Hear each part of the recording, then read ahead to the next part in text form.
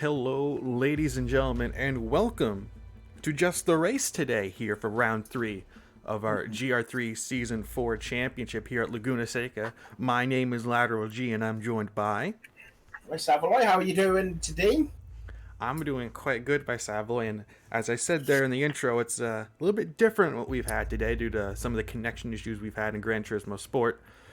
So, today, there's going to be no qualifying as we've already held qualifying. If you want to go watch that, it is on the YouTube. It is the other Laguna Seca race we have for Season 4 if you want to see how that works. But just to cover the grid for starting today, as this is just the race, as you can see in the stream title, it will be Nugatti on pole, followed by Alex Rogers in second, DRE Matty in third, Hideki Sama is supposed to be starting fourth after a 3-place grid penalty, DRE JPS in fifth, Chili in sixth, Law in seventh, Dan's in 8th, West 308 in 9th, Thomas TT 10th, Mermaid 11th, Stig 12th, Charles 13th, and his teammate Noxv in 14th. That will be the grid for today. Once again, this stream will just be the race. We already held qualifying 2 weeks ago, but we had to abort the race due to connection issues. So hopefully everything, we're doing a lot of tests to try and get everything underway here, and hopefully we can actually bring you a full grid with no stucks or no one having to move to the back of the grid or anything like that. We're doing our best to try and bring you that racing today. And I know I'm speaking a lot here, but because we're trying to get the race started as soon as possible, I think, if you don't mind, Savoy, we're going to jump right back to your lap guide to give the viewers a bit of a refresher here. Yeah, why not? All right, we're going to do that right now.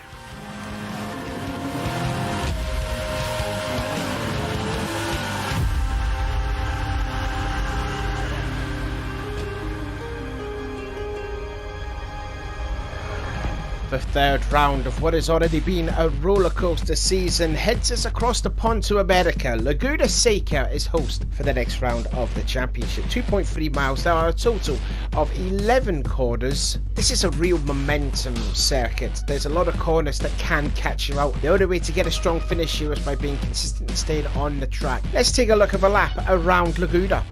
So then, this is a lap around Laguna Seca with me, my Savoy, behind the wheel of the Porsche 911 as created by the wonderful person that is Marvelous Designs. Anyways, we're going over the brow of the hill to start a hot lap. Check the flag right there, let's do this. Turn 1 is right here, flat out, over the hill, now braking hard for the second gear. Turn 2, Andretti hairpin, 60 miles an hour, hug both apex. It's heavy braking, very bumpy when you're braking. Before going into turn 2. Turn 3, you want a late entrance in for better apex. Second gear through there, up to third gear, stay in third gear, just a little lift off the throttle for turn 4 right here. And now we're going over to the first independence bearings. You have to stay over to the left hand side of the track and past the Mother's Bridge board, as you can see there. Go down 2 gears into second for turn 5. I stayed in third gear, but you want second gear to have better RPM. Turn 6 is approaching. You want to go down 1 gear into third. They call this the curb of doom drivers here. I can understand why. You can go careering off onto the rail straight away, past another banner that we're going, and then in towards the legendary corkscrew chicane. Absolute legendary of a corner there. As you can see there, hit the apex perfectly. Stay over to the right hand side for turn 9, rainy curve. Lift off the throttle, hit the apex nicely. And now getting ready for turn number 10. Down 1 gear, don't hit that sausage curve like I did. It will upset the car. And now turn 11, hard on the brakes. First gear, right hand, sort of like 90-degree corner. There's another penalty bearing. Stay over to the left hand side. Now, ladies and gentlemen, is a lap around Laguna Seca.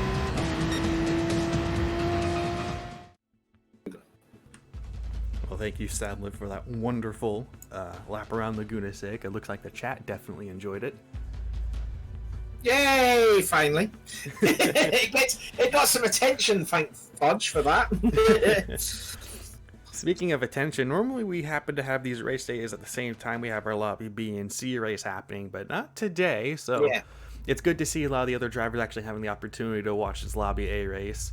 And I do see our viewer count right now, and I do want to have a good reminder: if you're liking what you see, don't forget to hit that like button, give us a nice subscribe here. It definitely means a lot to us, and it definitely helps out. Of course, we also have our merch available if you want to support ARC. That's teespring.com/stores/adrenaline-racing-community.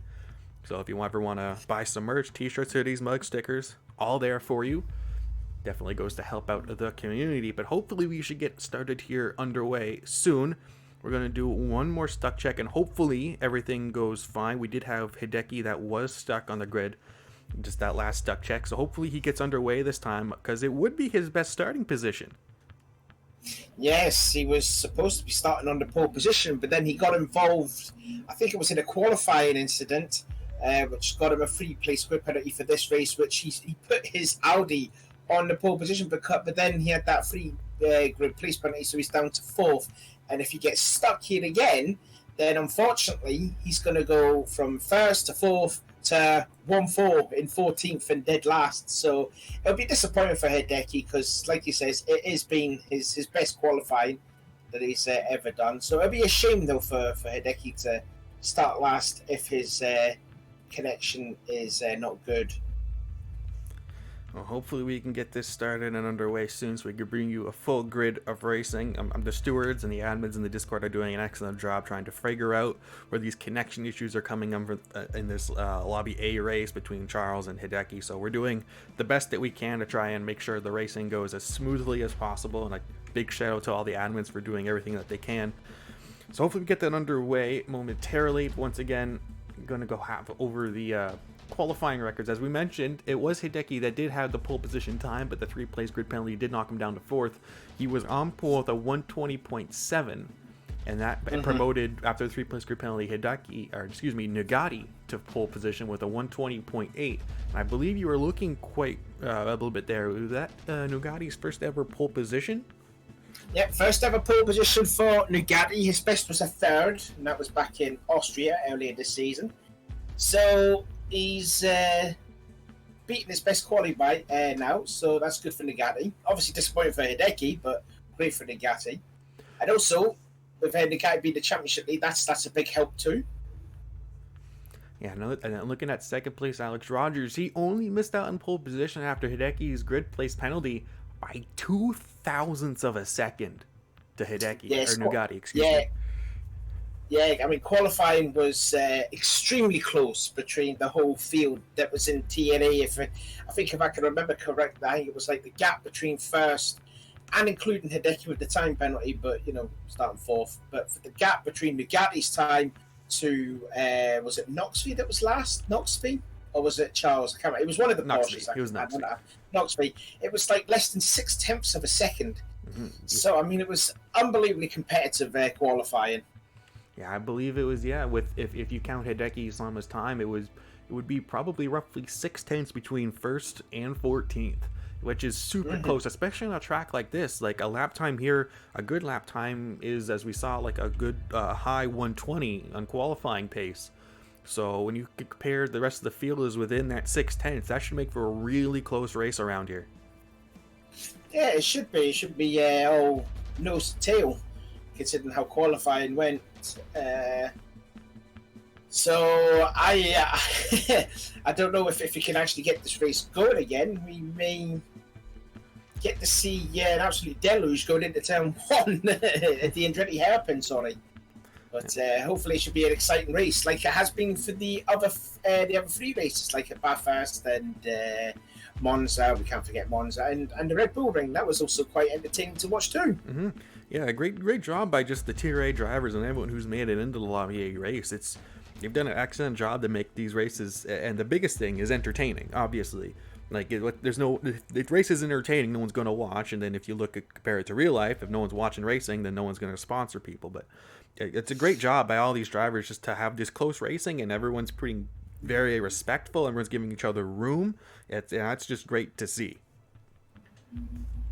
But I also, looking back at the qualifying times, I do want to give a shout out to the 2 DRE boys. This was supposed to be their very first race here in with us in season 4, and big shout out to DRE Maddie and DRE JPS, who, with Hideki Sama's grid place penalty, Maddie qualified 3rd and JPS qualified 5th, which is for their very first race. That's an excellent result.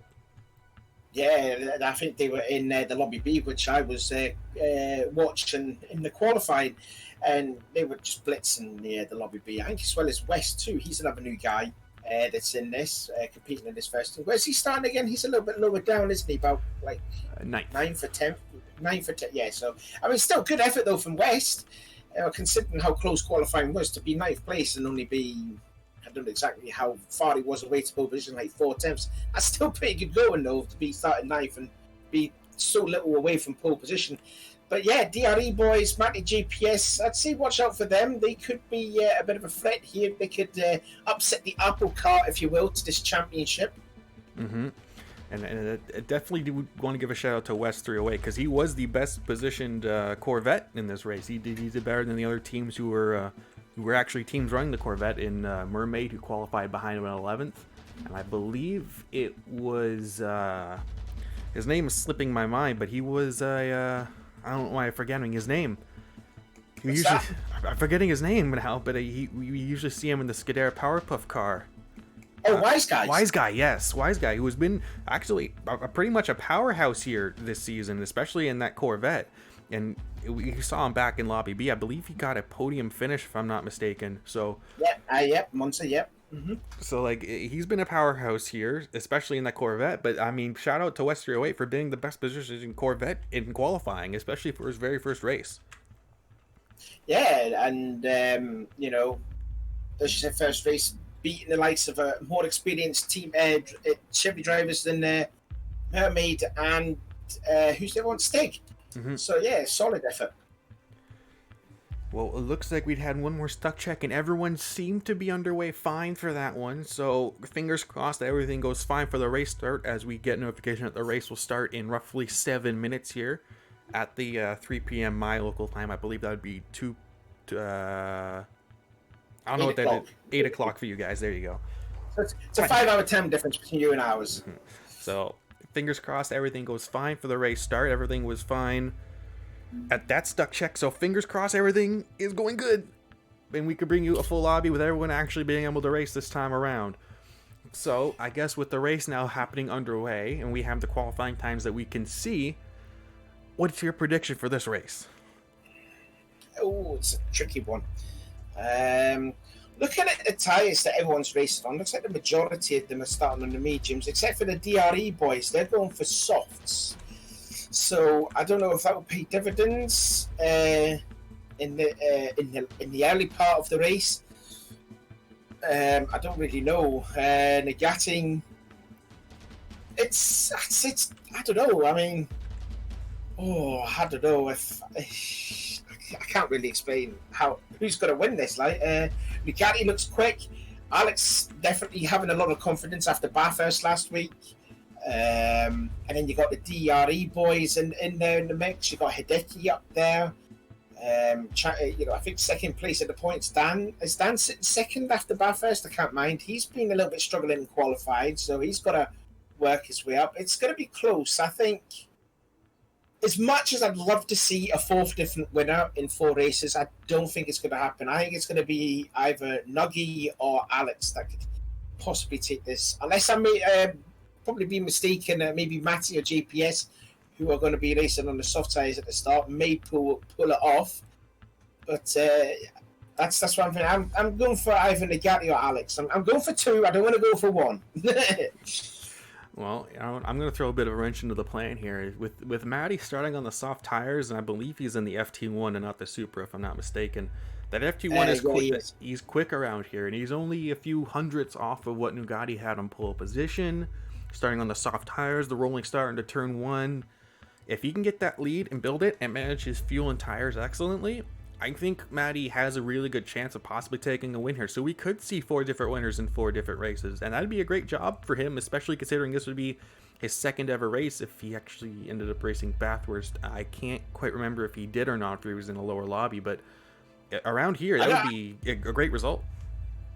Yeah, it would be. I think it'll be great for the league if we had like separate winners in a season, because I think it was last season 3, we only had 2 out of the 6 races, Alex and Chile, and then the season after that, season before that, was Lemmy, PK, and I think Dan's. So they had 3 winners in 8.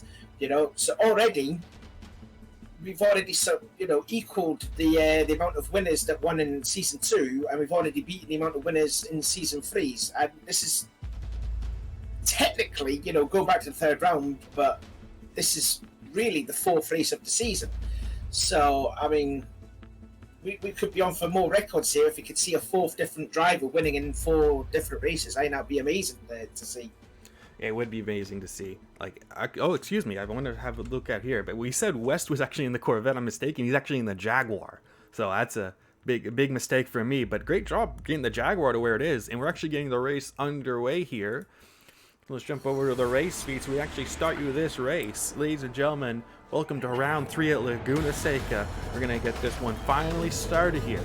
Once again, it's going to be Nugatti on pole, Alex Rogers second, Diary and Matty third, Hideki Sama 4th after a 3-place grid penalty. JPS 5th, Chile 6th, Lost 7th, Dan's 8th, West 9th, Thomas PG 10th, Mermaid 11th, Stig 12th, Charles 13th, and Knoxville 14th. Remember, it's a rolling start around here. Pull this up, put that away.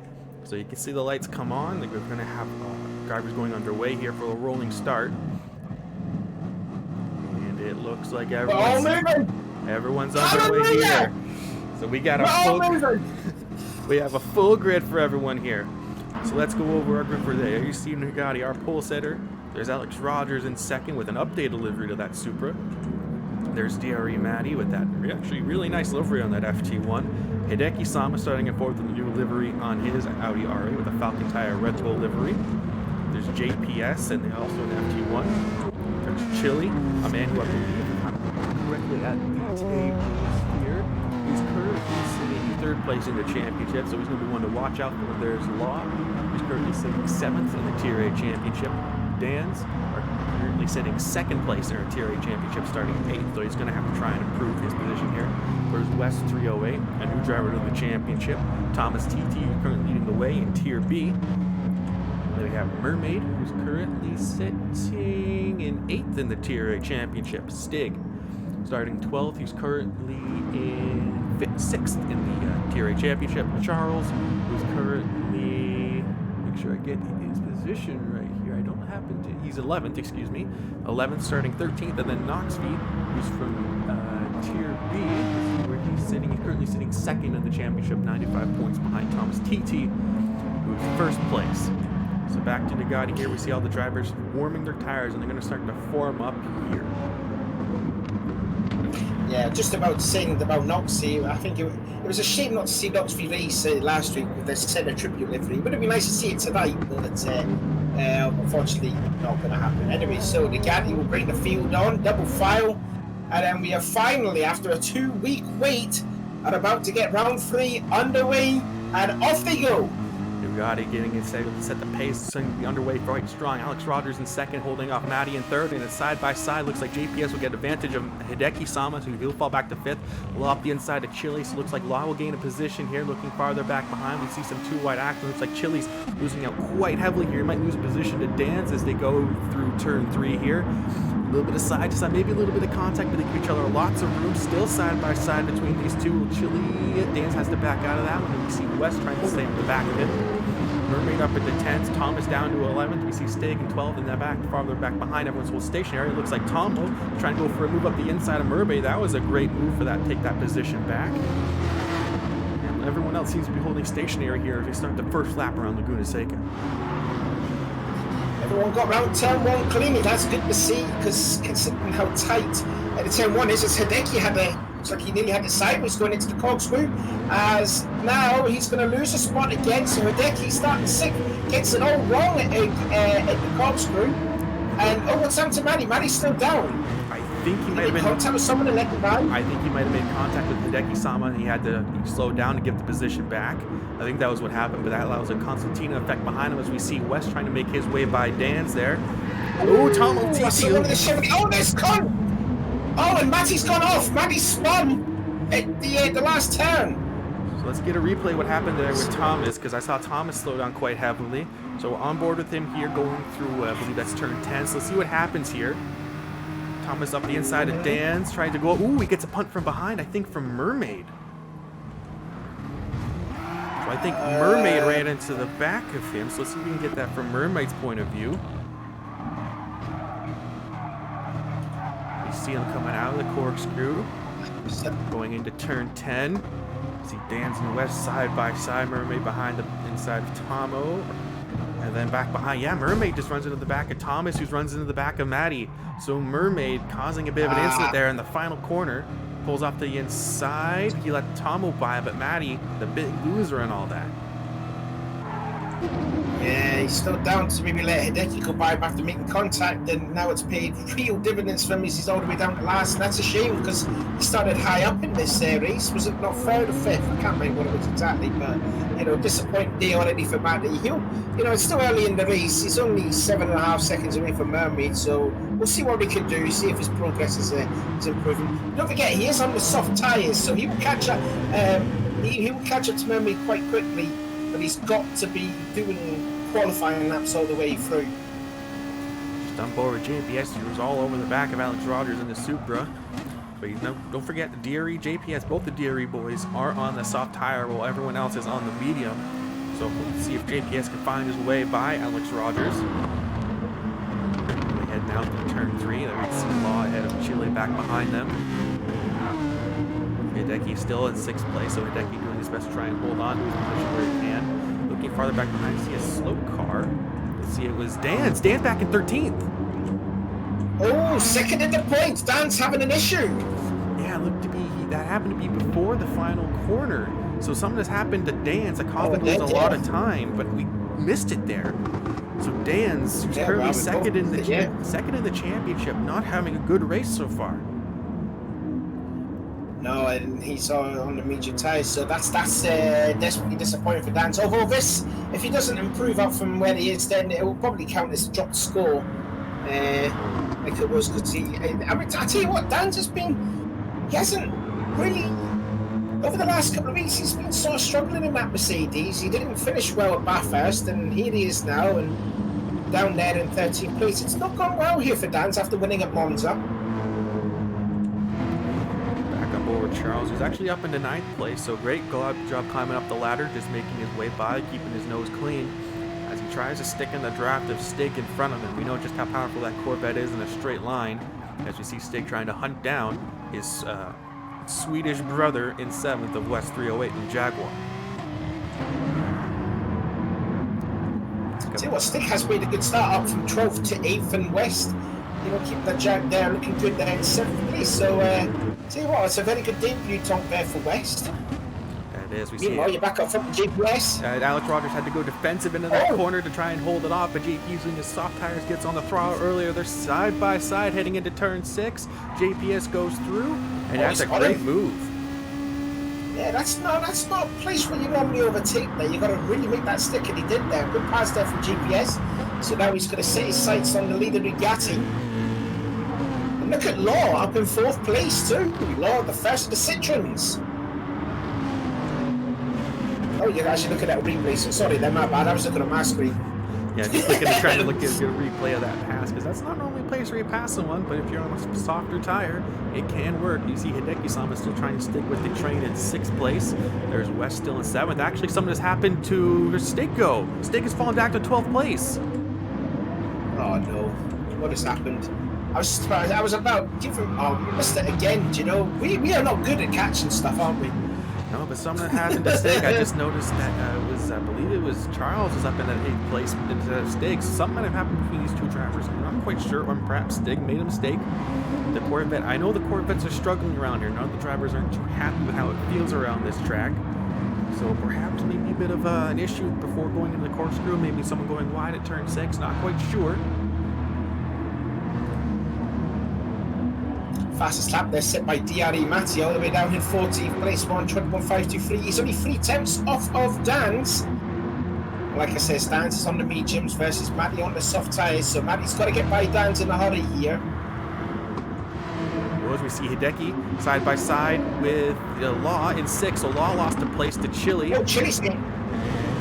Yeah. So Law's down 6th. So I think it was Law possibly going wide at turn 6 that caused it to lose him 2 positions. So Hideki up into 5th now. So great job from Hideki keeping his nose clean this time by. But now he sets the sights on Chile for that 4th place, and Law back to 6th place. And you see West still in his 7th place. Charles in 8th, and we see Tomo trying to maybe find a way by Knoxby. Let's go on board with him as they go across the start-finish line. What's that smoking out of Knoxby there? Was that just the dust kicking out from the AstroTurf? I believe it was. Yeah.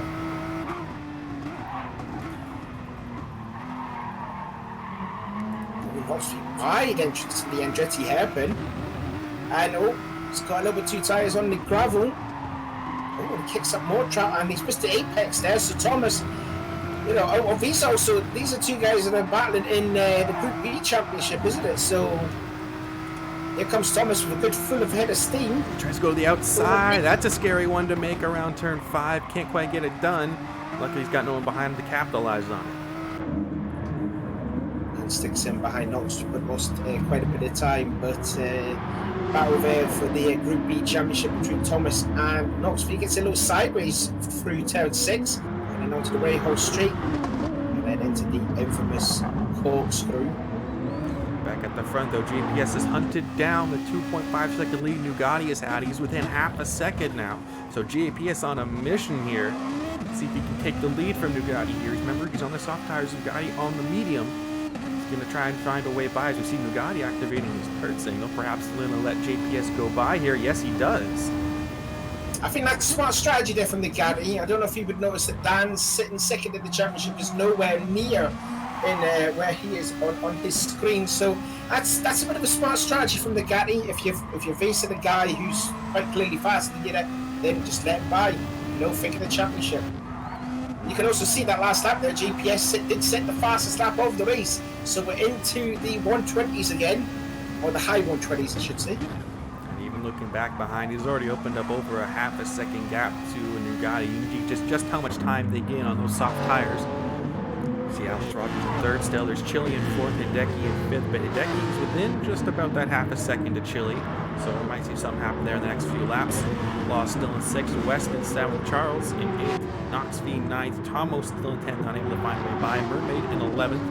Oh, Hideki's going to lose a spot. Hideki's lost a spot to Law. And Dan's, I do want to point out, Matty has managed to find his way by Dan's on his soft tire, so Dan's is now sitting in 14th place overall. Just having a look at a replay now. Oh, he just hit the curb at turn 6. It's the curb of doom, and it got the Audi all squared up, and that's how he lost his spot to Law. And he might lose another one to West in a minute. Oh, he's down to 8th now. He's been passed by West and Charles when I went back on real time.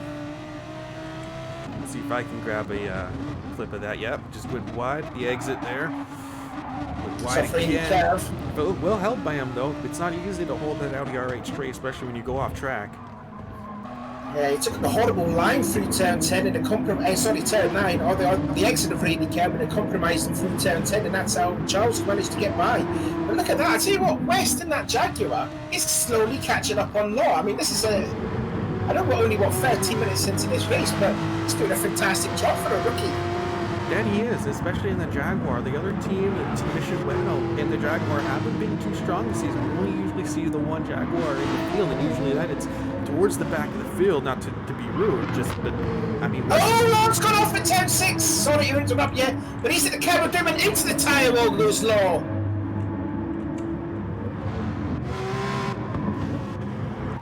Oh, he's got front and front right suspension damage here. You'll see he may have just clipped the curb of doom here. Did he hit a lot of the curb? Let's find out. He lost the rear end of it. Yeah. And then hit the tire wall. That's a hard hit into the tyre wall, and he's picked up a lot of damage. Stick possibly goes by. Oh, hello.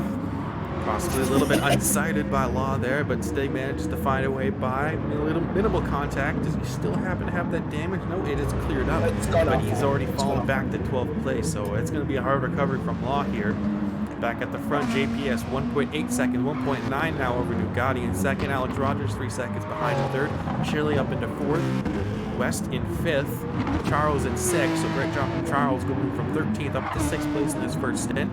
Hideki Sama in seventh. Knox V 8th, who's still holding on to his position over Tom OTT. Mermaid in 10th. Stig 11th. Law 12th. Matty 13th. And then Dan still in 14th. 28.5 seconds behind the leader of JPS. Good showing us from Apex Racing, having their drivers 6th and 8th, even though they started 13th and 14th respectively, as Charles nearly went off of turn 6. I tell you what, I'm doing a lot of curses here this race. I'm just going to shut up now, So we have 46 minutes left to go in this 1 hour race. So we should start to see some pit stops within the next, I want to say, 4 laps. Perhaps let's have a look at some of the DRE boys and how they're doing on their soft tires, and that's looking really nice on its soft tires, actually. Yeah, we forgot to mention if this is going to be a 1-stop or a 2-stop strategy. We don't know. I think it was said before in the chat, but you know, my brain's like a fish. Really. That's looking at the tire wear between JPS and Nugatti, with JPS on the softs and Nugatti on the mediums. They're the exact same tire wear right now. This is what 11 laps in. That's pretty. That's surprising to me there. I wonder if GPS is a really smooth driver, and maybe he's to do Pablo Picasso of the tyres. Well, Picasso, sorry, my bad. Let's see if we can find how Matty's tires are comparing, and they're the same. So perhaps that FT1 or just both these DRE boys know how to really maximize that tire wear on the car. Compare it to Alex Rogers' tyres in that Supra. They're looking the same as well? Fairly similar, yeah, but it looked like. There's Alex in comparison, yeah. I mean, you can see the FT1, the rear tires have a bit more wear on them, but that's to be expected, just being able to get on the throttle sooner. But, I mean, those front tires, they're wearing at the same as the mediums. And he's already opened up a 3-second lead to Nugatti. JPS could be a dark horse to win this race here. wobble in. It would possibly be forward if it. Oh, God, West. Nice save. That was almost a near tank slapper. That's one thing. I know someone in the chat said talking about the fuel and looking at the fuel wear. Like JPS has more fuel in the same tire wear on a soft tire than what Nugatti has right now.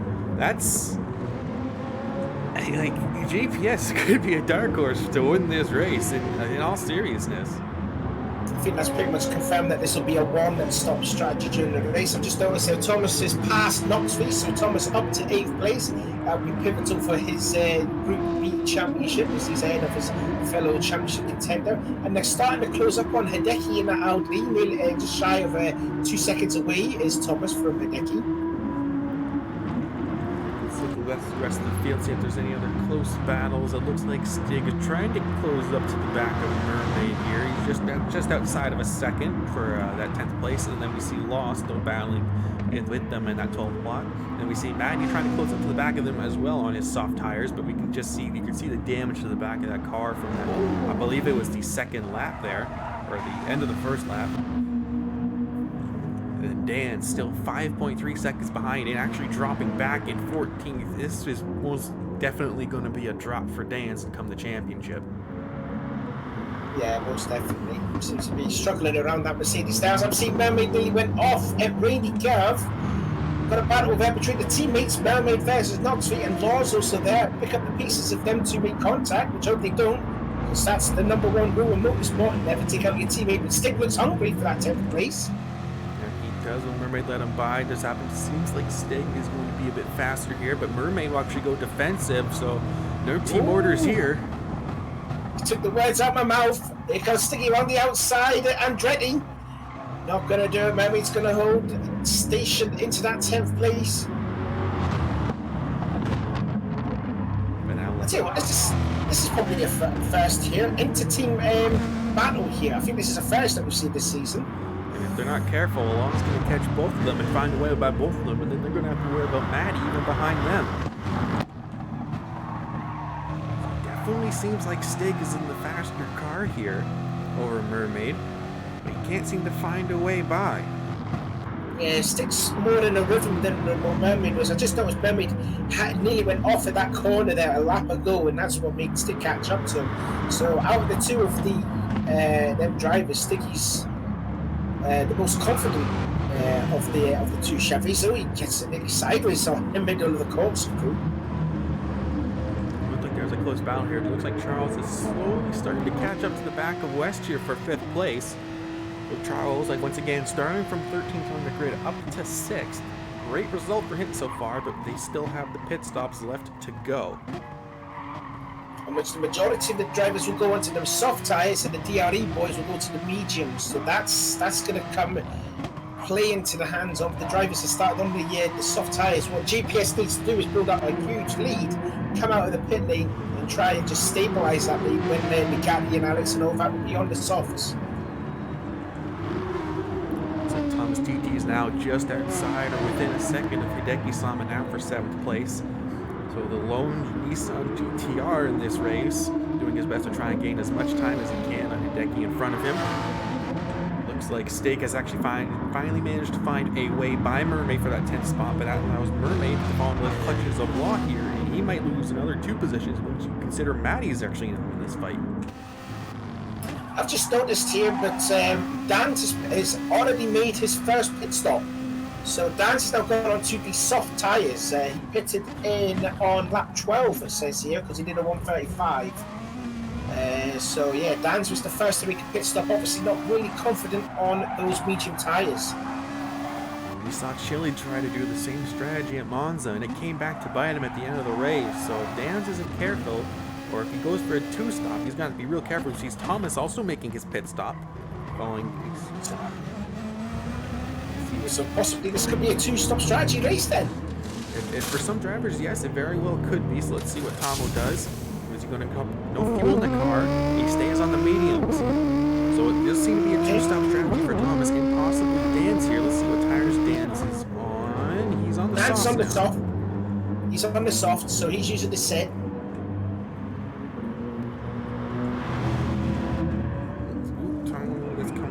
see if we go back and forth with Matty here as he tries to find a way by the 3 other cars in front of him. Matty, the only driver on the softs in this battle pack here. 39 minutes left to go in this race, and you can just see just how much time he gains in the corners. He tries to find a way up the inside of Law. Can he get the acceleration? Not quite.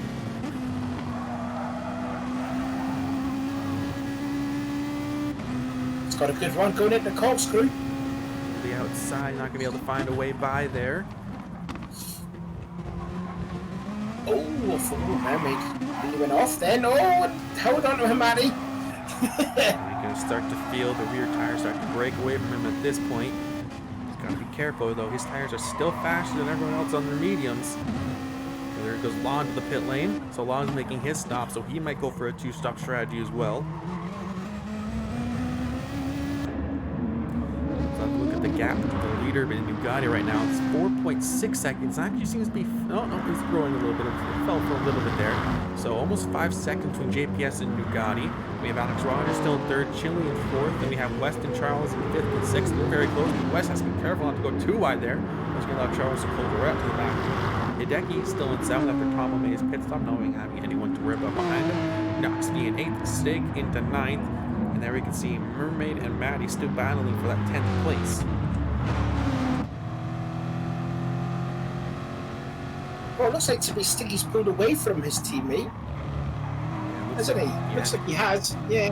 1.2 seconds the gap between them. So Stig definitely the faster driver here at this track. Oh, Stiggy's gone one wide at turn 6. And nearly kisses the tire wall. And here comes Matty. You might see 3 wide going into the corkscrew if Stig isn't careful. There's Matty up the inside. Can he get it done? They're side by side. Leave some room. Nope, Mermaid lets him go by. And Matty up into 10th place. That's a brave bastard to make an overtake in the corkscrew. I mean, we have seen that in real life. You have to be absolutely brave. And I tell you what, Matty's all over the back of Stiggy. Stiggy's gone into pits. Through goes Matty. Great racing. Yeah, superb racing between those lot. Mermaid as well, also into the pit lane, so the 2 teammates are in. I tell you what, that corkscrew, I remember Nigel Mansell when he was racing in car, he was saying when he was racing around here, was corkscrew was like it's the only track in the road. I don't know if it's the same for like Eau Rouge at Spa and that. But he said in an interview talking about the corkscrew, he says you go from negative G to lateral G and then massive positive G on the exit. And when he say about lateral G, I don't think you want about yourself on that track here. I've always wanted to know what G-force is. I don't know why, I always wanted to know it. Anyways, back to the racing. Well, it looks like Law has jumped both Stig, Mermaid, but we see Dan's right in the back of him now, so Dan's probably going to gain 2 positions here. Possibly. He has Stig on the medium, so it looks like both the Corvettes are going for the, 2-stop strategy. He also saw Law is Law on the, let's see if I can get it right here. Law's on the mediums as well, so we're going to see a lot of drivers go for that 2-stop strategy here. Let's see Dan's on the license. Go on. I just want to see there you got Dan's on the soft tire trying to hunt down both the Corvettes in front of him. Let's go on board to see just the run difference. Oh, goodness me. Mermaid's shutting the door in Dan's face saying, you're not getting through there, like. I think he'll probably get the pass done at the injury happen unless he gets a good run, but I'll tell you what, that Chevrolet's still horse on the straightaway. Definitely not. We know that the Mercedes also holds its own on the straights. He looks to the inside, too far back to go for it, but Mermaid runs wide. Just misses his braking point a little bit, and Dan's just through. That's 1 position for Dan's. Thank you very much there, said Dan's. Back at the front, JPS 5.5 seconds over Nugatti, who was 5.6 over Alex. As he's side by side with Chile, what has happened here? We missed it, but now Chile's up through the 3rd. The West might actually take it. He might try to take it from Alex as well. It is a 4-car battle for 3rd place now. Would you like to see some of these drivers dive into the pit lane? Not this lap by. So something has happened to Alex Rogers to bunch up this pack here. I'll go have a look at what lap time that Alex has done, but he must have, he's made it. He's obviously made a mistake somewhere. What lap time did he do? A 1:25.771 compared to Chile's lap time of a 1:24. 4, but obviously he must have got held up. Oh, and you can see West going around the outside of Alex Rogers and Andretti. That's a bold move, and he might get it done here, and he does. He got it. Superb pass from the rookie. I tell you what, this is some drive from West. Alex Rogers is struggling on his worn tires right now. He just can't get the run. You can already see the gap that has opened up between him and Chile.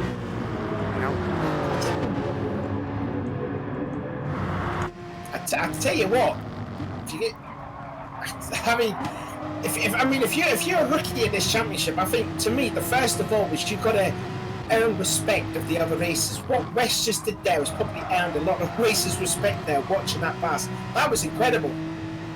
It was incredible. As we're almost at the halfway point in this race, we might start to see this group dive into the pit lane here. Chile looks like he got a little sideways through the corkscrew, and it looks like West is actually starting to close up to the back of Chile. So great job from West in the Jaguar, which has been traditionally a very underutilized car, but he's making it work very well here. I've only seen Winnie Conan and Alex Gaiman, and they didn't finish too high up, except, well, Winnie Conan did very well to finish in 11th at Bathurst.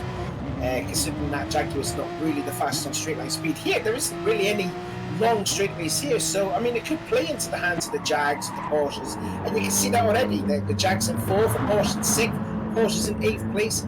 So I mean, it's still very good going. I tell you what, we could have two debutants on the podium. It's very possible here at Laguna Seca. I think Laguna Seca is one of the newest tracks added to GTS, so not everyone here has the most practice on it.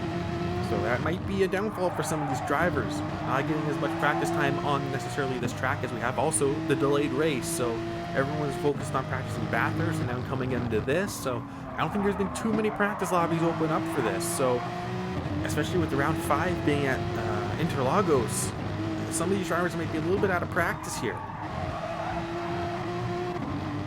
Just having a look here at the battle for 9th place. Thomas looking to the inside at turn 5 on Matty. Matty on those worn soft tyres, he's going to be making a pit stop within 2 minutes or so. Side by side through turn 6, don't hit the curb, which Thomas sort of nearly did. Gets a little loose. It looks like he's holding on to that 9th place in the DD Dodge. Thomas stays into 9th. You're still watching that battle event, and first of them is Alex. Alex is the first to come in for the battle for the podium. So Alex makes his first pit stop. He's probably going for that one-stop strategy, looking at the time remaining. Sorry there, I was just to say Thomas put the path for second penalty, must have shortcut at the corkscrew. I see some people side by side. It looks to be Matty and Tomo. Yep, so there you see Tomo picks up as he goes to the inside to serve that penalty. He serves that. Matty's through into 8th place now, but he's still on those soft tires, and everyone else is going to be jumping to their soft tires on this one-stop strategy that they happen to be doing.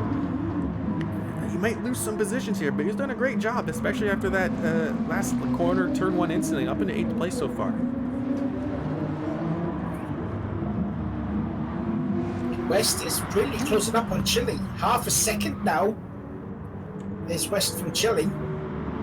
These two will probably be making a pit stop either this lap or the next.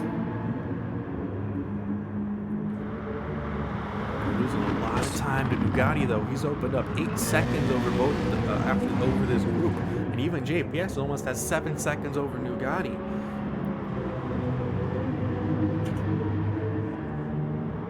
West doing a great job to close up to the back of Chile here. Chile might dive into the pit lane. No, he doesn't. West doesn't either. Well, Charles will. Charles is going in. So he will go possibly to the soft tyres now. I think these guys at high up are going for the one stop. Sadecki also comes in. He's going for a one stop. Knoxville's in also for a one stop.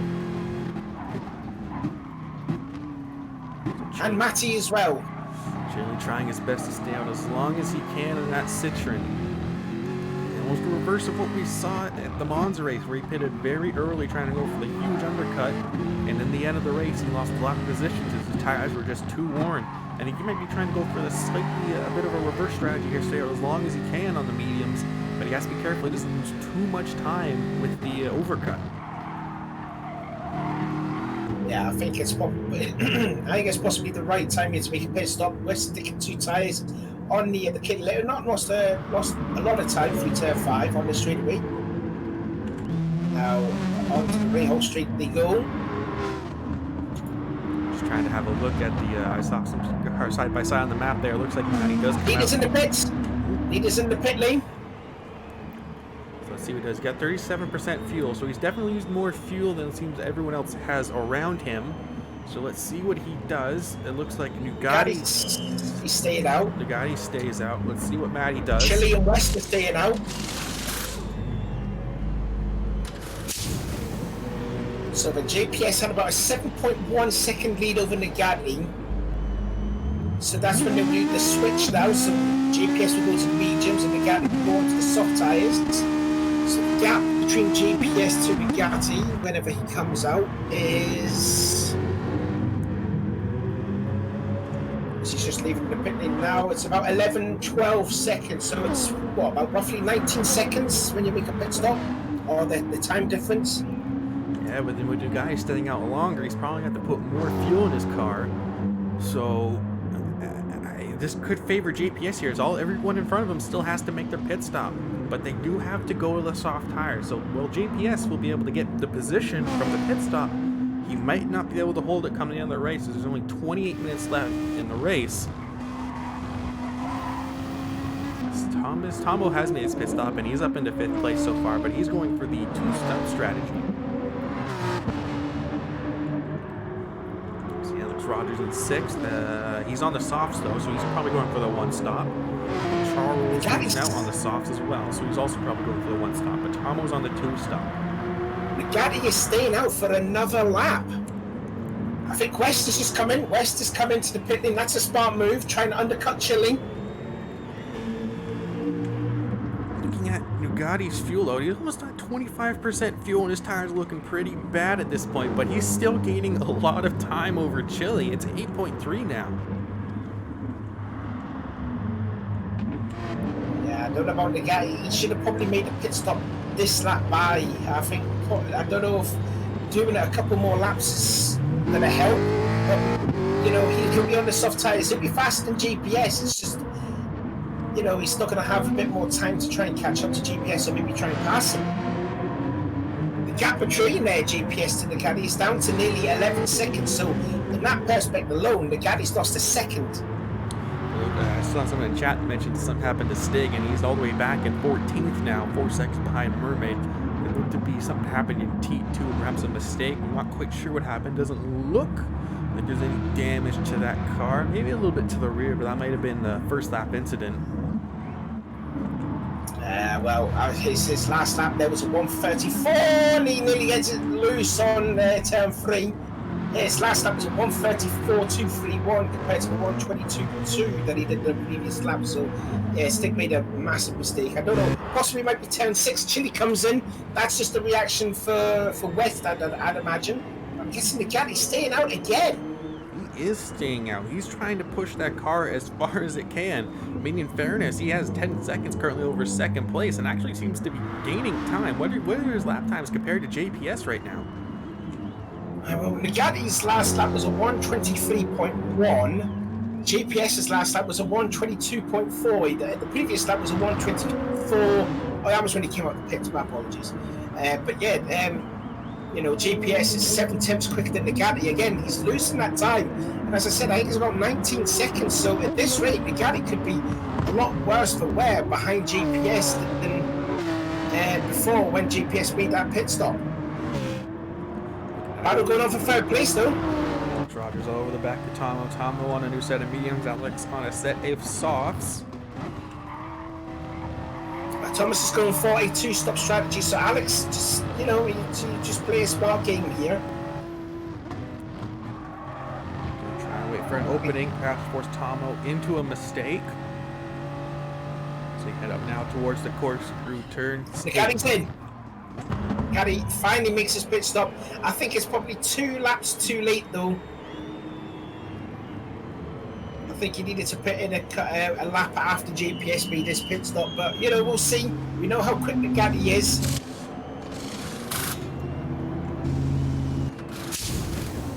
Tell you what, oh, I thought Alex was going to make a pass on Thomas at the last corner. I tell you what, Charles is also there too. That he is, and even actually Chile, looking at it, looks like Chile has managed to actually stay ahead of West here. So I guess the undercut for West didn't quite work out. And watch out for Nagati, because Nagati could be falling into this battle here. He's actually fallen down all the way down to 5th place. Yeah, so real bad strategy on the part of Nagati. He's been stuck behind a boatload of cars. But he's now on a close. But here's the thing: he's on a lower fuel tank than everyone else, and he's on a soft tire, so he can really push that car for qualifying laps here. While everyone else in front of him has a slightly heavier car on fuel, he's trying to look up the inside of Charles for that 4th place. Yeah, I mean, I still say that he pitted in 2 laps too late for my reckoning, because he's now in dirty air with Charles and that. But we'll see what Nagati can do. Biggest thing for Nugatti is that everyone he's fighting for in the championship, Chili's behind him, Dan's is way back in the field. So all he has to do is maintain just good pace, and he's going to score some solid points for this race. It's all over back at Charles. Look at him, he's desperate to get by. Both Charles and Nugatti are faster than Tomo, but they can't seem to find an opening. Ooh, maybe a bit of a bump there. No, doesn't capitalize from it. Yeah, Thomas is going to be pitting very soon here on those mediums. He will go to the soft tyres, but here comes Nagati to the inside of Charles, going into turn 1, turn 2, sorry. Looks like he's got it. Looks like he's through. Charles fighting him, but he's through. Charles set the fast lap of the race, 120.836. He did that a few laps ago, though. Tries to set his sights on Thomas on the medium tire. Still one more stop for him to go here. Don't think he took fuel in that pit stop either. Ooh, he runs to the back of him though. Oh, does he hold on to it? Does Thomas hold on to it? Oh, sideways! But he has to be careful. Charles trying to look around the outside in turn 6. That's not easy to do, and all this fighting has allowed Chile and West to close up. This is now a 5-car battle for 3rd place with Tomo on the slower tire in front of it all. Alex pulled away now, 2.2 seconds. He's gaining down on JRE. He set his best lap of the race, 121.404, compared to JRE's 122.1. So a second a lap is Alex catching to GPS in front.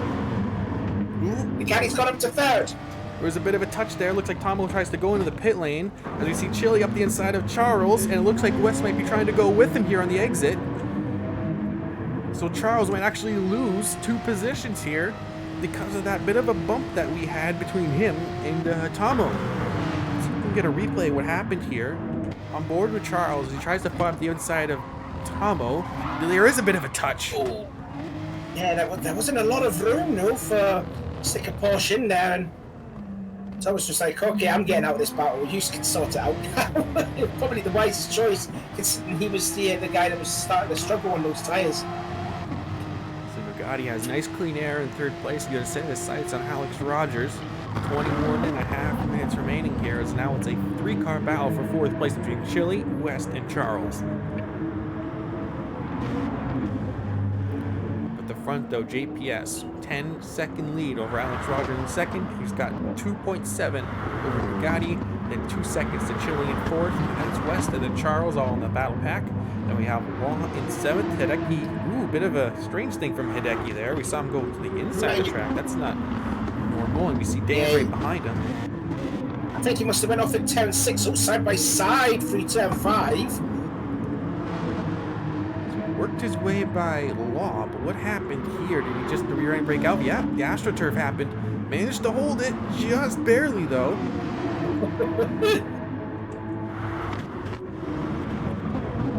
Now Dan's makes a pit stop, so Dan's is going for a 2-stop strategy here. He did not have enough fuel to make it to the end. So he's got to go back to the medium tyres now.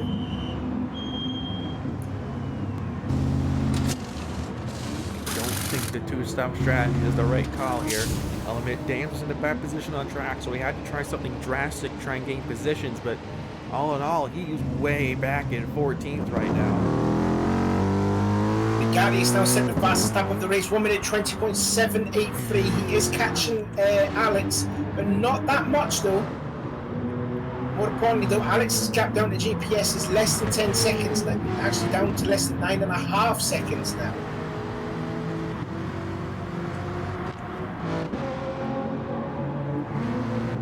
under 9 seconds now. 8.7 seconds is the gap with 19.5 minutes to go. Alex Rogers could patch up and pass JPS, but it could be a repeat of what we saw back in Season 1 at Monza. Just back when Kev, he went up to the undercut for the soft tires and just they ran out towards the end of the race and he couldn't quite catch Ruby. This could be a very similar situation between Alex Rogers and JPS. Possibly could be, and there's less than 20 minutes to go, so it's possible. It's there. It's definitely doable.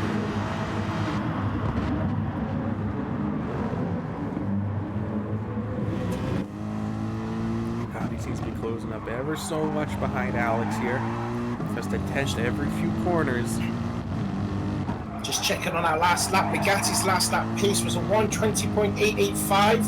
Alex's time 1:21.486. But they're bearing in mind though that Bugatti pitted later than Alex.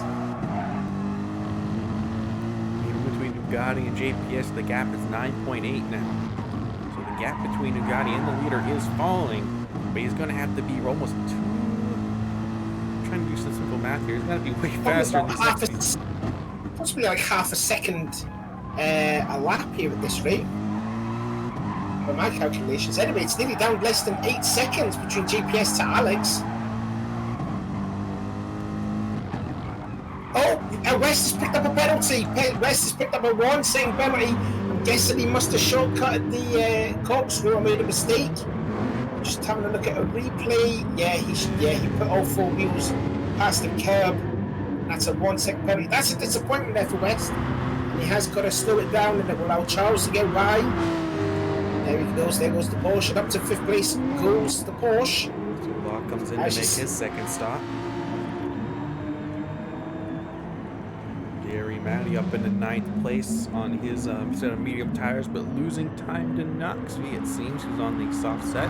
JPS, the gap between the leader and second now, 7.8 seconds. Alex Rogers and the guy is actually within a second of Alex right now. Now, what would you do if you're Nagati? Would you try and get by Alex? But the problem is we know what Nagati's like. He's just a guy. He's not going to contempt to hold back. But I think in this time, I think you'd probably have to maybe work together. You'll be faster than what GPS is. I don't know, but I mean, we know what Nagati is like. He likes to try and go for the overtakes. It's very possible, and he's definitely faster than Alex Rogers. And as the old saying goes, you're only as fast as the guy in front of you. So I'd be surprised if he didn't go for an overtake here. I mean, Alex Rogers isn't exactly someone he's fighting for in the championship. He's a reserve driver, not a team driver. Just see the difference in traction that he has over Alex Rogers here. He's going to look to the inside, across the start-finish line. If you just think if Bugatti pitted 2 laps earlier than what he did, he would have been all over the back of GPS. He's through into second place. Now he's going to set his sights on GPS, but he's only got 16 minutes to close 7.5 seconds. It is possible, but it might not happen. Just check on the lap times what the Bugatti is still doing. He did a 1:20.812. GPS a 1:22.243. Bugatti's gained 1.4 seconds on GPS. Looking through the rest of the field here. So we still have Stig back in 14th. We have Mermaid, his teammate, ahead of him in 13th. Dan's in 12th. Excuse me. Base Carney goes up to the back of Law. No, Law pitted later, so he's going to have the better tires. So I don't think Dan's going to catch up to Law unless a mistake happens. We have Tomo in 10th. Maddie in 9th. Knoxville in 8th. Hideki in 7th. West in 6th after serving his penalty. And Charles in front of him with Chile in front of him in 4th. Alex Rogers after being passed now for 3rd place. Then we have Bugatti in 2nd, and then 7 seconds the gap to the leader of DRE JPS. Just going by their last lap for GPS, they're 1:22. Actually, it was 3,000 slower than his last lap, 1:22.246. Bugatti's last lap, 1:21.1. So he only lost 3 tenths on the previous lap. However, he is still 1.1 seconds quicker than GPS. Well, obviously, that's because Bugatti's on the soft tyres, GPS is on the medium tyres, as he gets sideways on the exit of turn 3. Just on board with West as I saw him close right to the back of Charles for that 5th place. Charles needs all the points he can get here in this championship. He was strong the first few rounds, but he's been struggling here, especially at rounds like Monza and at Bathurst. He needs all the points he can get, so he needs to try and hold on to that 5th place. But West looking real strong behind him.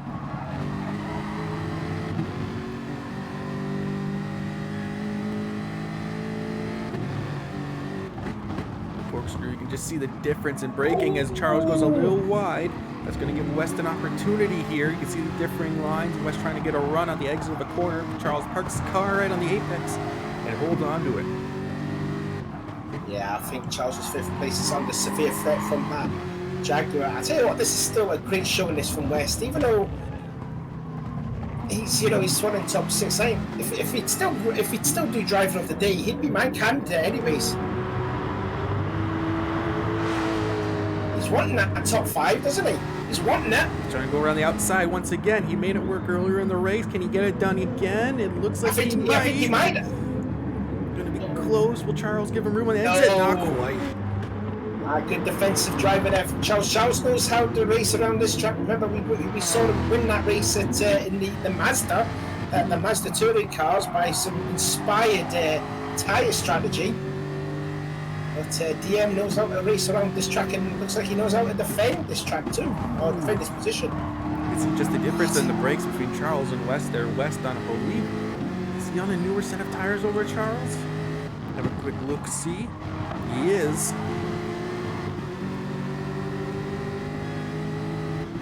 Just see the closing speed of the draft, and Charles braking going up the hill here.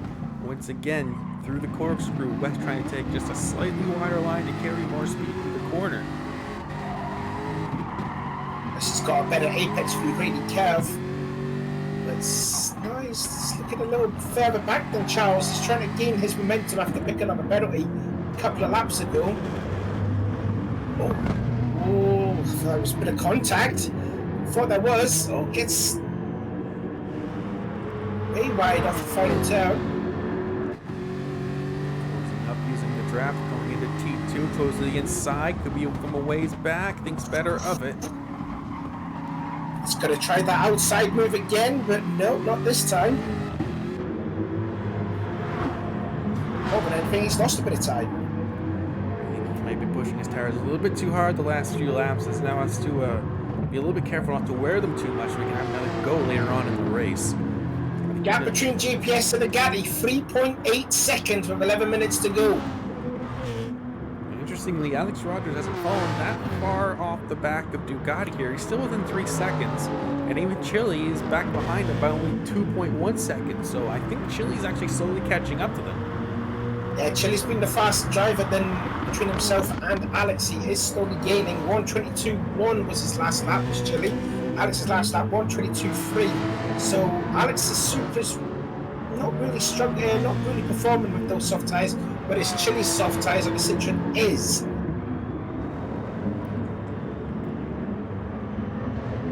The front gap, 3.1 seconds now, 3-point flat. Ducati definitely pushing super hard, but I think the gap is just not quite able to close as fast as Ducati might like. There's still 11 minutes in this race. The opportunity can arise. It's not quite out of the hands of Ducati just yet.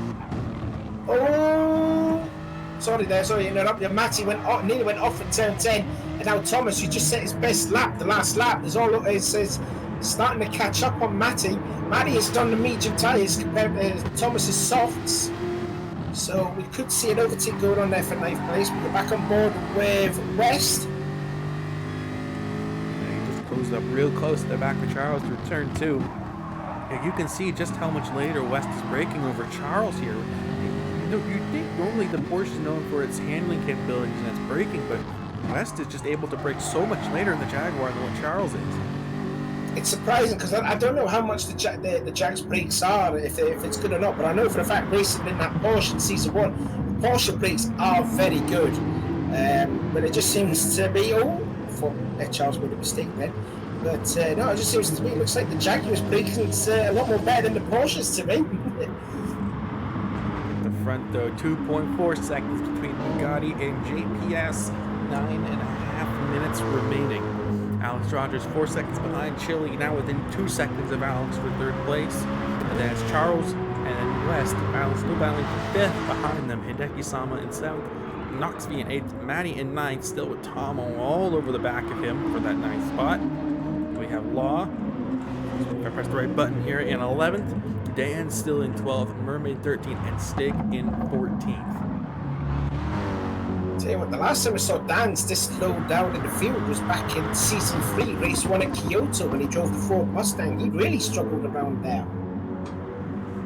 So this is sort of like unfamiliar territory for the guy that's second in the points. Again, we did miss what happened to him with Cosman so far back, whether it was a mistake, which would be uncharacteristic of him, or perhaps it was contact with another driver. We don't quite know. We could always ask him the driver interviews. But Nugati's still setting his sights on GPS 2, just within 2 seconds now is the gap. That's if Dan's is up for an interview, of course. 8.5 seconds, or 8.5 minutes, excuse me, left to go. Charles and West still battling for that 5th place. Nugati is there now, less than 2 seconds, and it's slowly going down. 1:22.3 was GPS's last lap. 1:21.8, half a second he was over GPS. Got ourselves a battle for the lead in about maybe 2 minutes. Very possibly it's just outside of the slipstream. Very expected to be there in just a few corners. It's going to come down to how wide GPS can make that car.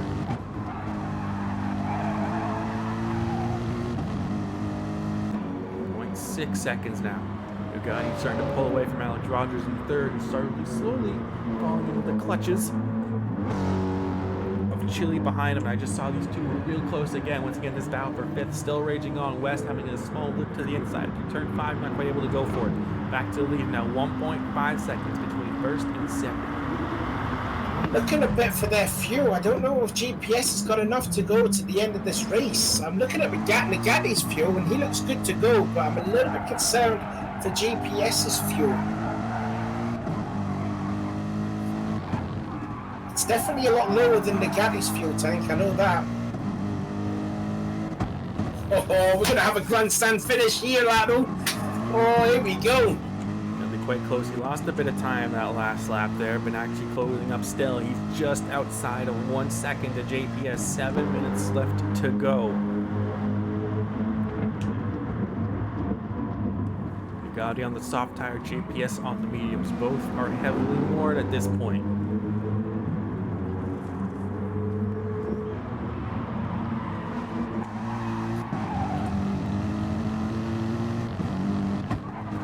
Turn 4. Nugati still 0.6 back behind GPS. They're just now within their slipstream, so he's going to start closing on straights, but he might lose out a little bit in the corners. His soft tires are probably going to be a little bit more worn than the mediums on GPS's car. Good battle going on for 9th place, Matty, Thomas, and now Law's thrown himself into the mix for that battle. This is going to be so good here. 6 minutes to go. He's there now, isn't he? He is right at the back of that Toyota Supra. Definitely is. Just under 6 minutes left to go. I'm wondering if he can make the pass at Andretti hairpin. We'll see anyways as he comes through the last turn 11. Still close. All the He way gets down to in the the first braking. tour. Ooh, GPS! Oh, GPS! Lost the traction from the rear. And that's gifted Nugati the lead. And I think that's your race win right there. And it should be, unless Nugati makes an uncharacteristic mistake. You can see him just... Hawks it in the middle though. But holds on to it and looks like he's going to pull away. These next few corners are very fast corners. You can see him braking a little bit more, trying to control the rear of that car. If he wants to break out from him here. Just able to get on the throttle earlier, and that's the difference with the soft and medium tires. Looking back behind, Chili still in 4th, and back behind them it's still Charles and West battling for that 5th spot. 5 minutes left to go in the race. Excuse me here, press the red button here, and there's Tomo ahead of Law, ahead of Matty. Yeah, Thomas has gone by. Oh, Matty's gone down 2 places.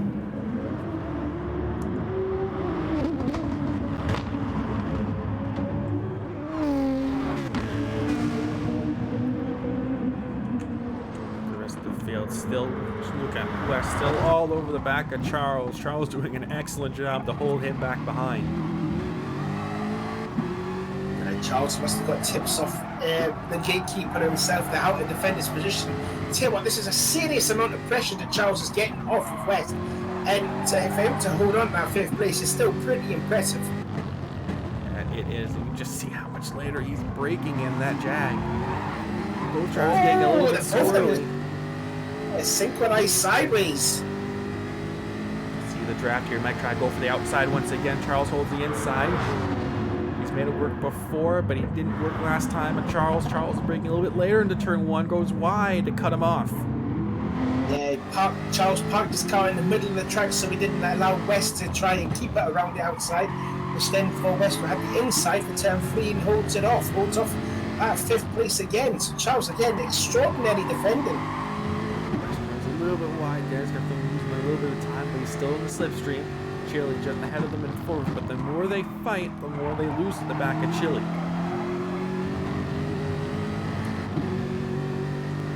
I tell you what, we haven't given him a lot of a mention here, but let's give a shout out here to Hideki, sitting there in 7th place. Was technically supposed to start on the pole position, got a 3-place grid penalty down to 4th, caught up in a little bit of a mix. Has had a few incidents here and there in turn 6 where he's at right now, but he's still going on for what would be his best ever finish. His previous other 2 finishes, actually technically 3.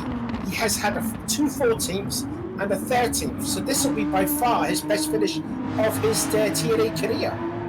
Yeah, it's been a great job from him so far, and I mean, it's not like the Audi R8's coming home that clean. You can see the damage on the front bumper there, but I mean, fair play to him. He's done an excellent job here. Like, qualifying, had the fastest time in qualifying, but eventually lost poles with the grid place penalty he had. But in the past few races, yeah, I mean, I know some drivers have had issues with him, but he's been definitely improving here. Right? He's definitely making a difference to him and his driving style to try and stay here in ARC and compete with these top guys. So I have to give props to him for doing the best that he has here, and he's kept his nose real clean this race. I think it's the new livery. I think that's what it's down to, I think. It very well could be. Back at the front, the Nugatti's opened up almost 2 seconds to JPS. Alex Rogers still almost 6 seconds behind them. Chile, the gap between Alex and Chile has stabilized them around 2 seconds. And then still Charles, who actually gained a little bit over West, so possibly a mistake from West somewhere. We see him scrubbing his tires a little bit, possibly going off track, trying to clean them off as they enter the corkscrew. So this could be it. That could have been the last chance that West had to gain this spot. I believe the next lap will be the last lap. Hideki in 7th, Knoxville in 8th. We're slowly closing up to the back of Hideki, but not quite close enough to make a move for it. There's Tomo in 9th with Law all over the back of him. So we might see a pass here for that top 10 position. Back behind them we have Matty, then Dan's in 12th with Mermaid right behind him. So this could be something coming into the race. And then Stig in a lowly 14th spot. He's not having the best time here at Laguna Seca. From the highs of Monza to the lows of Laguna. But he's still our Swedish Superman.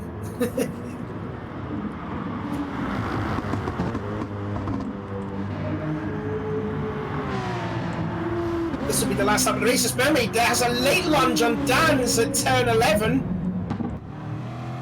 That was a real late lunge on Dan's. It was like a do-or-die attempt, but it's just a hell of a lot of time now. As you ride on board for him. Here's a replay of it. See him just do a late lunge. It was like a half-hearted attempt there. Oh god, it was like a kamikaze one. Look at that! Oh, dearie me!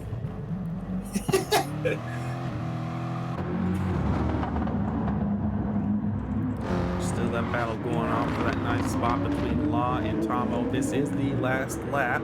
Or actually, no, Lear might actually get one more here as he crosses the line. They will get one more. GPS will get one more. Alex possibly won't.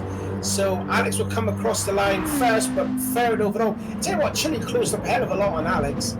Yep. 2 seconds, 1 second. Oh, he's... Oh! Alex, he got it! Alex did get one more lap, but Chile didn't. So Chile coming across the line 4th, Charles 5th, West in 6th. Hideki will hold on to that 7th place. He just one more corner to go. Here you can see Tomo and Law right behind him. Let's have a look at that battle. Law getting a little squirrely exit that corner, not quite close enough to find a way by. So there you have that battle being sorted. So there's Hideki coming across 7th. There's Knoxby in 8th. Tomo holds on to the 9th place over hard-charging Law. Back behind them, there's Maddie coming across the line, home in 11th. There's Dan's in 12th behind him. Mermaid in 13th. And then we have Stig, who's going through the corkscrew now. He's going to be finishing in 14th. But the leaders of Bugatti, GPS, and Alex Rogers essentially doing a victory lap here. Yeah, and this is going to be huge for the Gary's Championship, considering that Dan's did finish in 12th position. So this is a great points day for the Gatti, great points day for Polestar Racing. Hopefully we'll have closed up a little bit to Ice-T Racing in the Constructors' Championship. Yeah, they will. They definitely need all the points they can get. Ice-T not having a very strong a race here at Laguna Seca. Most of those drivers finishing in the Tier B lobby. The only driver making it into Tier A was the Tomo, who finished in at 9th spot. And you see GPS coming across for his maiden podium in ARC. And there we have Alex Rogers, the only reserve to finish on the podium this race. There you have the results, ladies and gentlemen. Congratulations for Nugatti, 5 seconds over JPS, and Alex Rogers in 3rd. And that is your podium.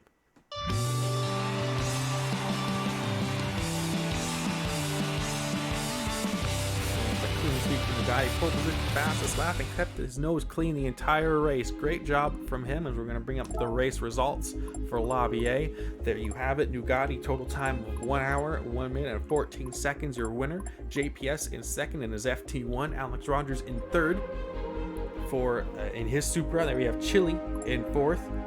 Charles in 5th. West in 6th. Hideki-sama 7th. Knoxby 8th. Thomas in 9th. Law 10th. Maddie 11th. Dan's in 12th, Mermaid and Stig, the teammates in 13th and 14th, respectively. But there you have it, ladies and gentlemen. That was our Lobby A race for what was supposed to be round 3 at Laguna Seca. And that was a pretty good one, Savoy. It was, yes. It just goes to show that, what do I know? I thought Nuggy came out of the pit lane 2 laps too late, but it was just all in vain because he drove on to victory. I thought, superb driving there from the Gatti there, kept his nose clean, as you said. Massive shout out there for GPS there, finishing 2nd place at his debut. Also to West as well. It was quite refreshing to see, new guys battling up there with the big boys. And other than that, it was a thoroughly entertaining race, and I think we cannot wait to go to Interlagos. I think it is next round. That it is. That will be this upcoming Sunday, because this was supposed to be an off day, but we had to postpone the race, so we postponed it to this weekend. So thank you everyone for joining us. That was the big thanks, but don't go anywhere. We still have, as you see on the screens, the post-race driver interviews to happen. So don't go anywhere, as we're going to bring that to you momentarily.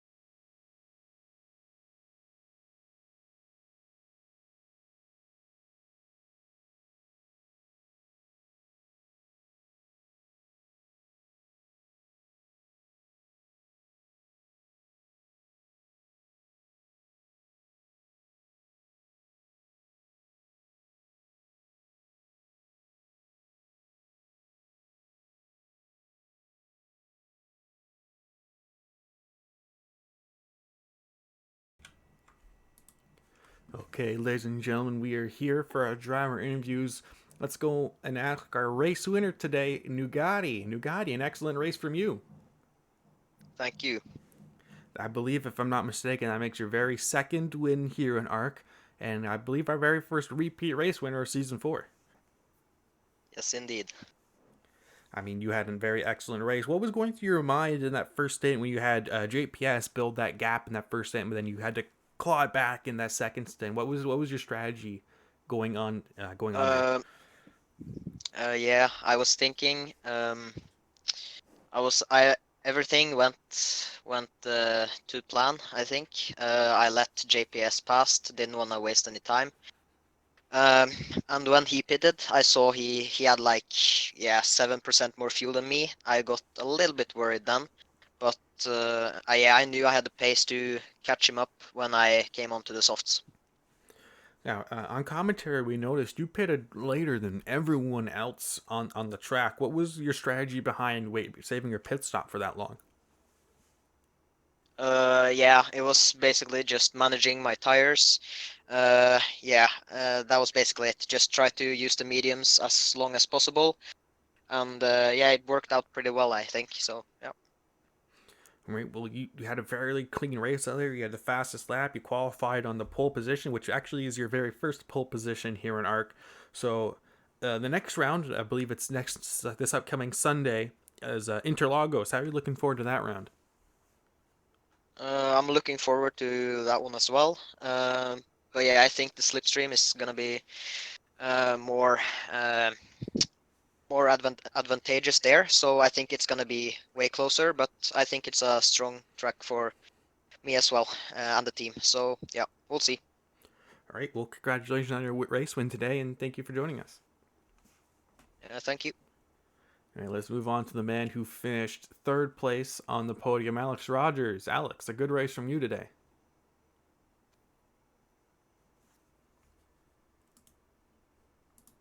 Hello, Alex. All right, well, it looks like Alex. Oh, I'm here. Oh, there Sorry. we go. Yeah, fairly strong race from you out there in your Supra today, Alex. Yeah, it was really hard. That's all I can really say, man. Really hard. Yeah. It got to about 20 minutes in, and I was like really struggling on the mediums. I don't know why, because I haven't struggled that much on them in practice or anything, but I just lost all confidence in them. So I decided I was going to gamble because I ended up dropping back into that pack with Chile, Charles, and West. West pulled an amazing pass on me. I don't know if you caught it, but he went round the outside at the Andretti hairpin, which was nuts. So yeah, fair play to that. But yeah, I had to sort of dive in at like 28 minutes and go on softs, and then I had to manage soft tires for like 24 laps, which was really tough. Yeah, what's interesting to me in that race is we had two drivers in the FT1, and then you were in the Toyota Supra. How do you feel that on this track, particularly, the FT1 fares over the Supra? It's more handling based car, so it's going to have an advantage. Basically. I don't know how it is on tires. I've never tried it or fuel, but yeah, in pure pace, it should be quicker anyway, really, because it's it's sort of designed with these sort of circuits in mind, right? Whereas the Supra is a little bit more all round. All right, and towards the ending stints of the race there was pretty close. We saw Nugatti, who was pitted later, made his way by and eventually went on to win the race. What was going through your head when you saw Chile was roughly in that 2 seconds behind you and wasn't quite able to close, but in that last lap, he did close almost that 1 second. So what was your thought process during the ending stage of the race? I was just trying to hold on to the car, man, because it was absolutely insane those last couple of laps, trying to sort of keep it together. That was it, really. Chile's just told me then he underfueled, so he couldn't catch as much as he wanted to. But I mean, yeah, I don't know. I don't know if he really would have caught me that much to the extent where he would have overtaken me, because I was keeping it pretty steady. I was hitting all my marks and all that sort of stuff. But yeah, the tires are just dropping off. But I don't know. There wasn't really anything going through my mind. It was just a case of trying to manage the tires as best as possible, really. So just when you've got guys that are pitted at like 7-8 minutes after you, they've got such an advantage on tires. So yeah, I just had to focus on that and not really think about what was going on around me, to be honest. Well, out there today, we saw some drivers go for the 2-stop strategy, and you yourself and a lot of the front-running guys go for that 1-stop strategy. At the next round of Interlagos, what do you feel like the dominant strategy will be? Will it be that 2-stop or the 1-stop? I've got no idea. Does anybody else know? I've got literally no idea. I haven't even tried it yet. I don't even know if I'm going to race there, to be honest with you. I don't know if it's a good track for the Super again, so I don't know if I'm going to be there, but I don't know, probably two-stop, I'd imagine, because it's a pretty short pit lane, so you might be able to get away with it. The problem here is the massive pit lane's like 13 seconds just to go in and out without doing anything, so that's the big time gap. That's what you have to avoid. And then, obviously, if you do a two-stop and you're leading the race, you drop back into traffic, and then you kind of ruin it for yourself, and you might waste a set of tires or whatever trying to get by people, so yeah, it made more sense if you were up front to go for the one stop, and then I guess the guys at the end just tried the two stop because they were trying to just jump people, I guess, get a bit out of sync with everybody and jump people in pit stops and whatnot. But overall, a great race from you, scoring some solid points yet again.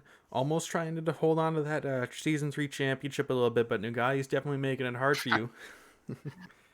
Yeah, well, I don't know. I'm just a reserve, though, lateral, remember? So I don't know. Can reserves win the championship? I don't know. Is that a thing? Get Rono on the phone. I'll have to ask him. But great job, and have a good one. Yeah, cheers, Lat. Thanks, guys. All right, let's move on to from a Season 3 the champion to the Season 3 rival of the champion from Season 3. Let's Chili, how are you doing today? Evening, Lat. Evening, Chili.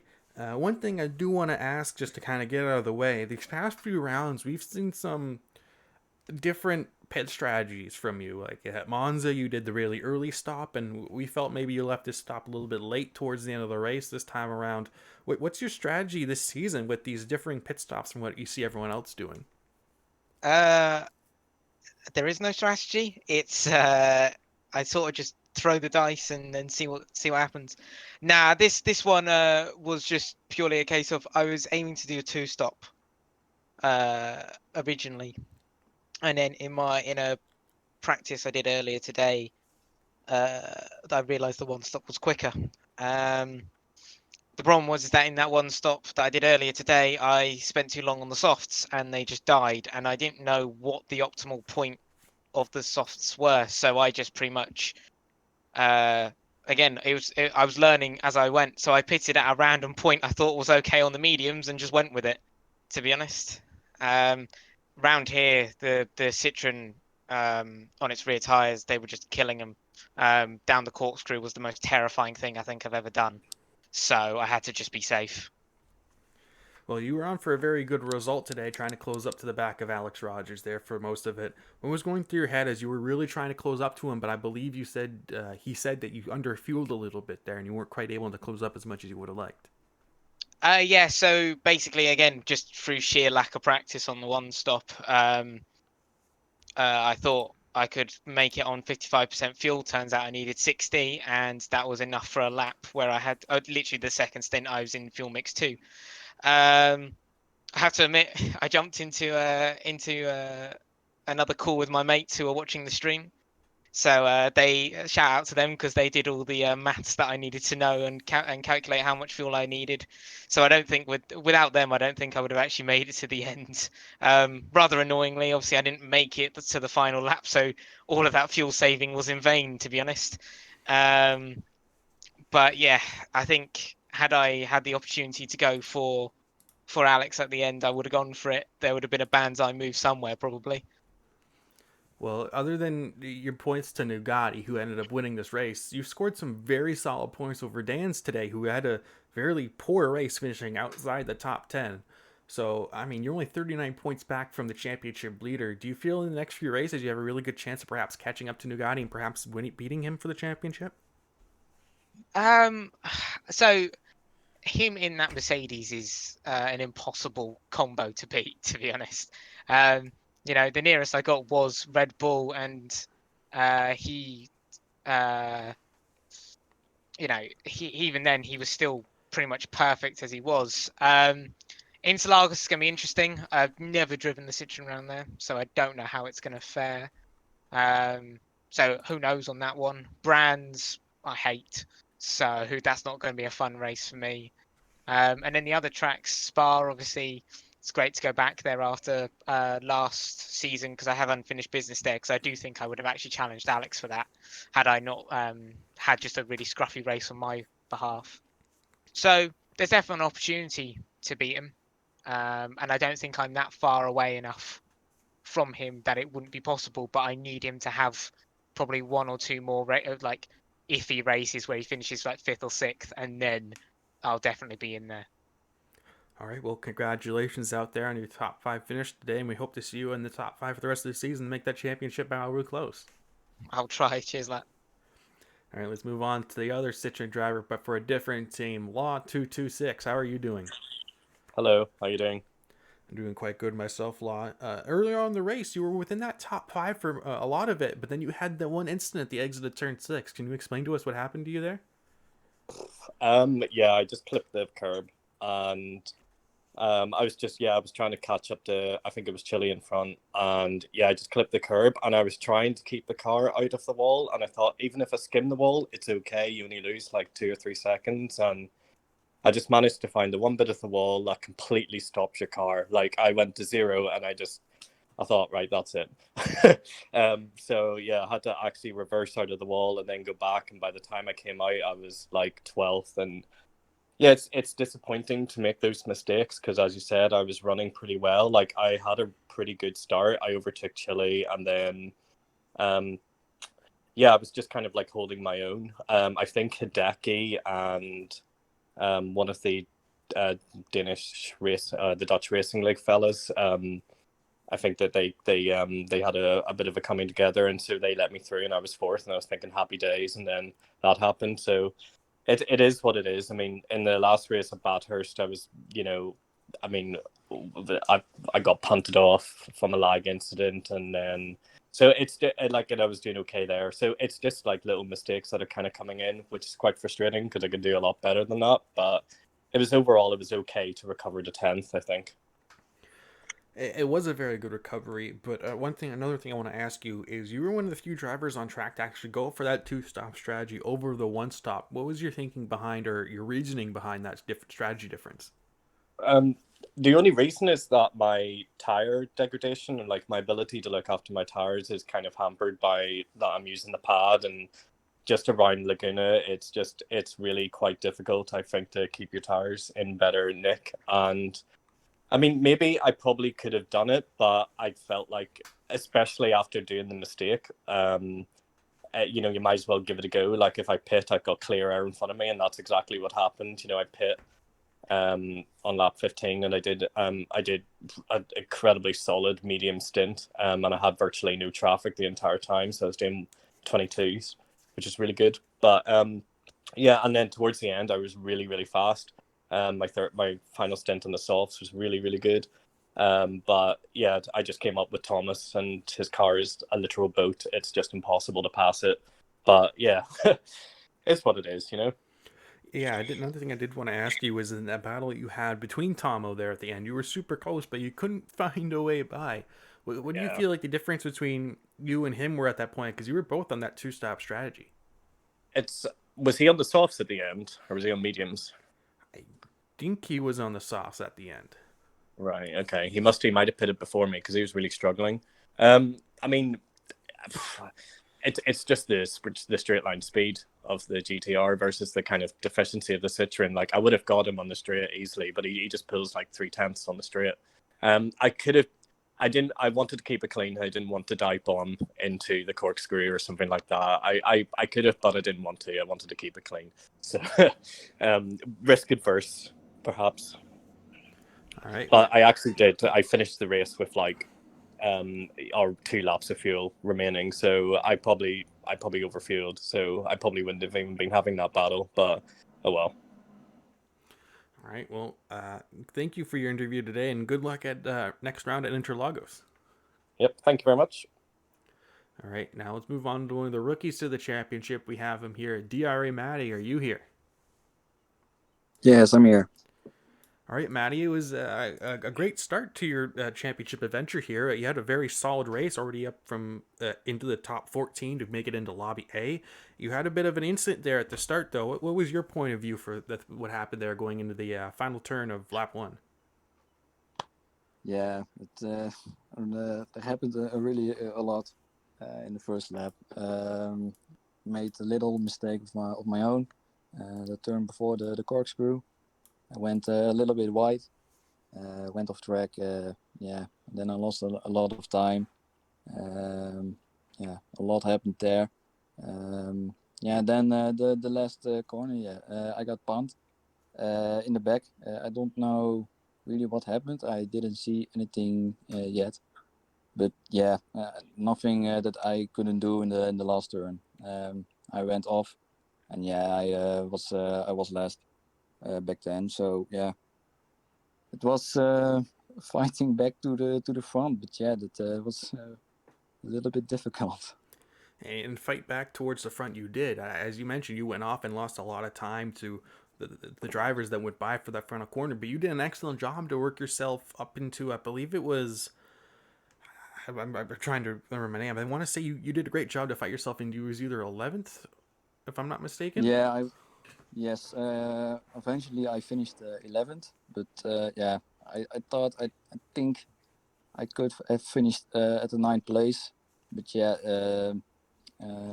Thomas and La passed me the last 3 laps. I think, but yeah, they had soft tires, I believe. So they had fresher tires than I had.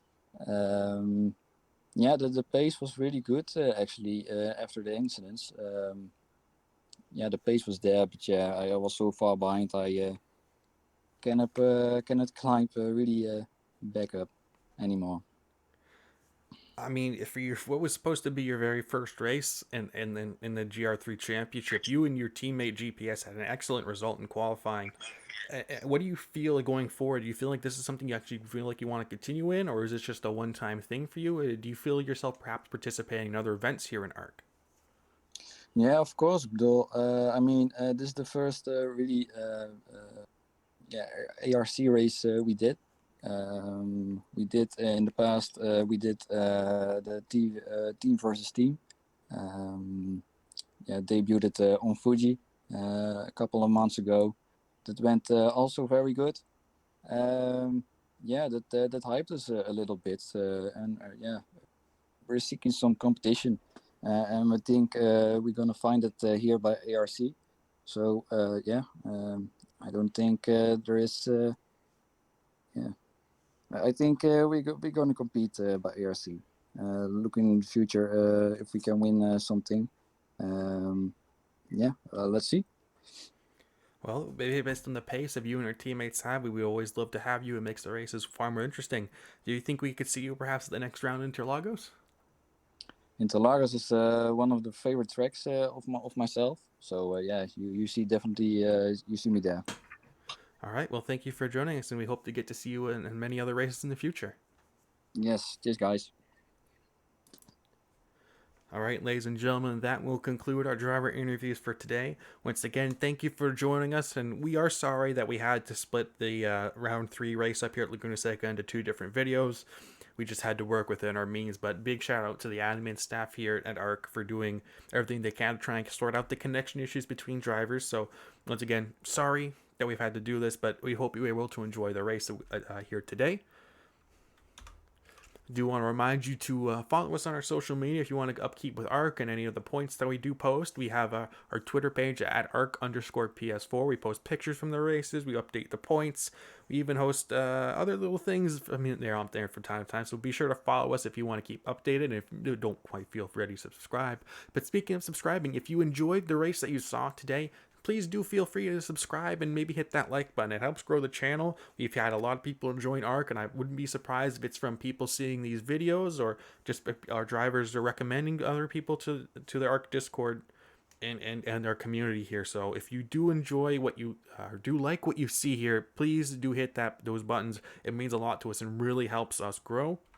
And if you ever feel compelled to join us or compete or see how you feel and pace to the guys you see here on stream, feel free to join us. There's a link in the description below for you to join us here at ARC. Anyone is free to join and anyone is free to compete as long as you pass the rookie test we do, that we make sure just all the clean drivers make their way through.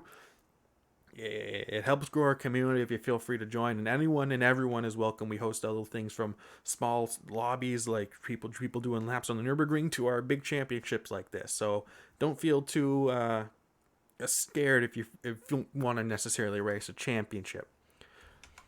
And of course, if you ever want to support us, we have a Teespring store where we have our own merch. It's teespring.com/stores/adrenaline-racing-community. On there, we have t-shirts, hoodies, mugs, like you see on screen. We also have stickers, and I'm sure there will be a few more things added in the coming months. And all this proceeds go to help us support our racing here and go towards spending on trophies for our drivers at the end of the season, because that's one thing we do like to have here. We do ship out trophies to our podium finishers at the end of the championships like this. So all the proceeds from that go to directly helping us and just growing our community. So if you ever like the quality of that, and I can vouch personally for the quality of the hoodies, they are very fine and very warm and comfy. So if you ever want to do that, feel free to check that out. But ladies and gentlemen, that will conclude our broadcast for today. Once again, my name has been Lateral G, and my co-commentator for this event was my Savoy.